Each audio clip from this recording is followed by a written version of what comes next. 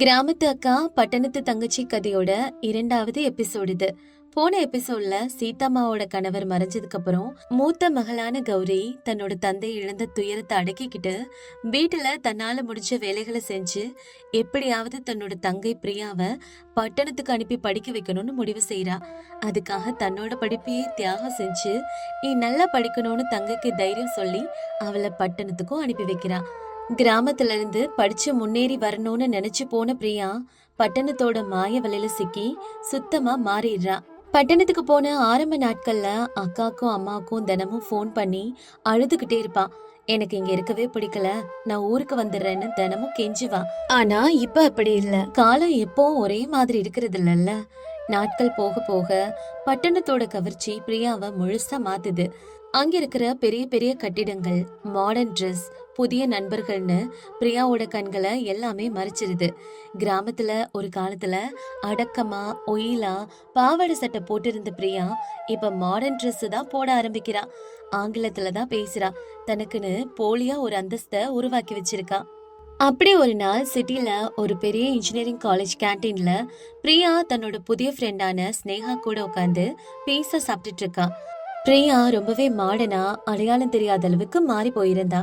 ஏ பிரியா, நேத்து நீ ஏன் பார்ட்டிக்கு வரல? ரொம்ப மிஸ் பண்ண தெரியுமா? நேத்து பார்ட்டில எல்லாரும் உன்னை பத்தி தான் விசாரிச்சாங்க. ஓ சாரி யார், நேத்து எனக்கு கொஞ்சம் தலைவலியா இருந்தது. அதுவும் இல்லாம இந்த பார்ட்டிலாம் எனக்கு போர் அடிக்குது, அதான் நான் வரல. என் மனசெல்லாம் இப்ப அடுத்த மாசம் நடக்க போற காலேஜ் ஃபெஸ்ட் மேலதான் இருக்கு. அதுல நான் தானே மெயின் ஆங்கர். ஆமா பிரியா, உன்னோட ஸ்டைல் ஆட்டிடியூட் எல்லாம் பார்த்தா நீ பிறந்து வளர்ந்ததெல்லாம் அந்த சிட்டில தானே தோணும். உன்கிட்ட அந்த கிராமத்து வாடையே தெரியல. அப்புறம் நான் உன்கிட்ட ஒன்னு கேட்கணும்னு நினைச்சேன். நேத்து உனக்கு யாரோ திரும்ப திரும்ப போன் பண்ணிட்டே இருந்தாங்கல்ல, நீ கட் பண்ணியும் கூட விடாம பண்ணாங்களே, அது யாரு? அது ஒண்ணும் இல்ல. எங்க ஊர்ல எங்க வீட்டுல வேலை செய்யற வேலைக்காரி. என் மம்மிக்கு கொஞ்சம் உடம்பு சரியில்லைல்ல, அதான் எனக்கு ஏதாவது உதவி வேணுமான்னு கேட்டு போன் பண்ணி தொந்தரவு பண்றா. இந்த கிராமத்து ஆளுங்களுக்குலாம் நம்மள மாதிரி காமன் சென்ஸ் இருக்காது. நம்ம பிஸியா இருப்போம் புரிஞ்சுக்க மாட்டாங்க. எப்பவும் அவங்க ஒரே தொல்லை தான் பண்ணுவாங்க. சோ இரிட்டேட்டிங்க. ஓ மை காட், இன்னும் உங்க வீட்டுல இந்த கிராமத்து ஆளுங்களை தான் வேலைக்காரங்களா வச்சிருக்கீங்களா? எனக்கெல்லாம் அந்த கிராமத்து மனுஷங்க அப்புறம் அவங்க பேசுற பாஷையெல்லாம் கேட்டாவே எரிச்சலா வரும்.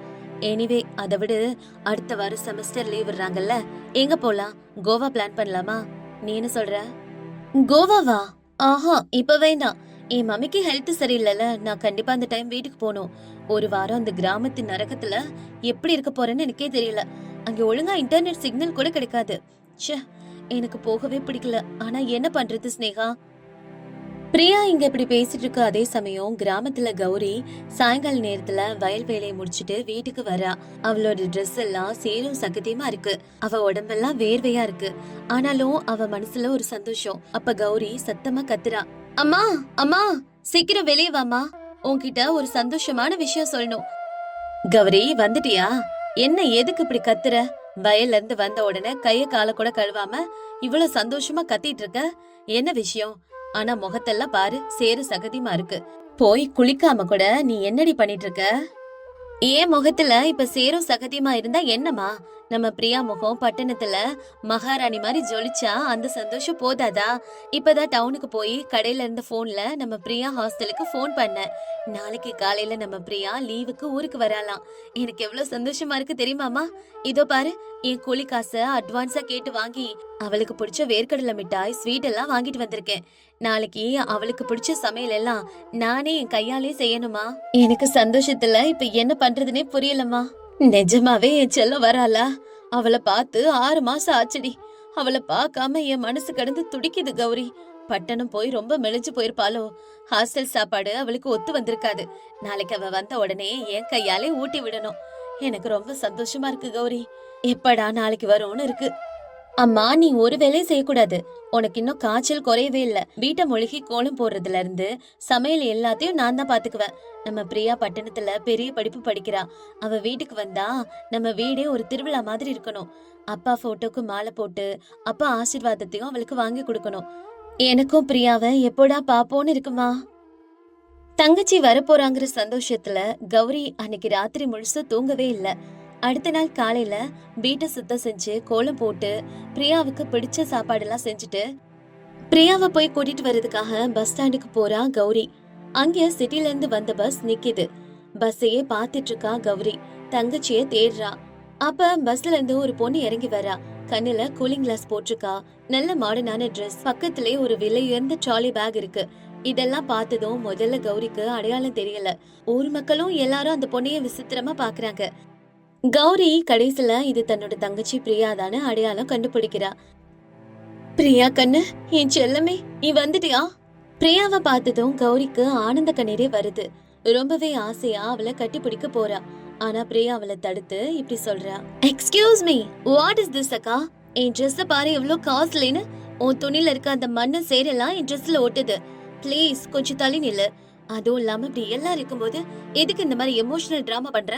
இந்த கட்டி பிடிக்கிறதெல்லாம் எனக்கு பிடிக்கல. எல்லாரும் பாக்குறாங்க. So awkward. என்னடி இப்படி பேசுற? இவங்க எல்லாம் நம்ம ஊர் ஆளுங்க தானே.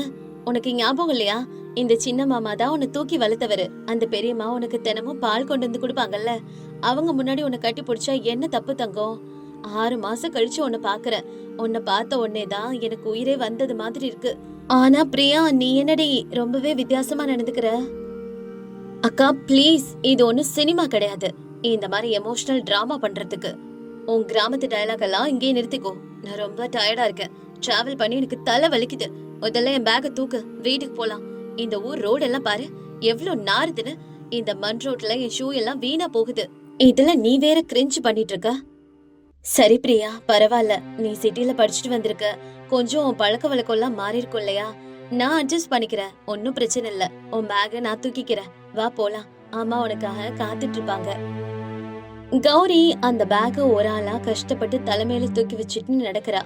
ஆனா பிரியா கையில போனை வச்சுக்கிட்டு இங்கிலீஷ்ல யார்கிட்டயோ ஸ்டைலா பேசிக்கிட்டே நடக்கிறா. 2 பேரும் வீடு வந்து சேர்றாங்க. சீதாமா பிரியாவை பார்த்த உடனே ரொம்பவே சந்தோஷப்படுறாங்க. அவளை கட்டி அணைச்சு ஆனந்த கண்ணீரோட இப்படி பேசுறாங்க. என் கண்ணு, என் உயிரு, வந்துட்டியாடா? ஏன் இவ்வளவு மெலிச்சு போயிட்ட?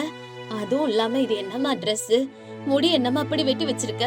உன் அழகான ஜடை எங்கம்மா போச்சு? என்னம்மா இது, ஆளே மாறி போய் வந்திருக்க? ஐயோ, மறுபடியும் ஆரம்பிச்சிட்டீங்களா உங்க கிராமத்து சென்டிமெண்ட்? அம்மா, இப்ப சிட்டில யாரும் ஜடை போட்டுக்கிறது இல்ல. இதெல்லாம் ஃபேஷன். உனக்கு சொன்னா புரியாது. அப்பா, இந்த வீட்ல என்ன இவ்வளவு புழுக்கமா இருக்கு. ஒரு டேபிள் ஃபேன் கூட இல்லையா அந்த வீட்ல? என்னால முடியல. அங்க ஏசில இருந்து எனக்கு பழகிடுச்சு. இது ரொம்ப கஷ்டமா இருக்கு. பிரியா இப்படி சொன்னதும் கௌரி அவளுக்கு விசிறிக்கிட்டே இப்படி சொல்றா. பிரியா, கரண்ட் போயிடுச்சுடா. இது கிராமம்ல, எப்ப போகும் எப்ப வரும்னு தெரியாது. நீங்க உட்காரு, நான் உனக்கு விசிறி விடுறேன்.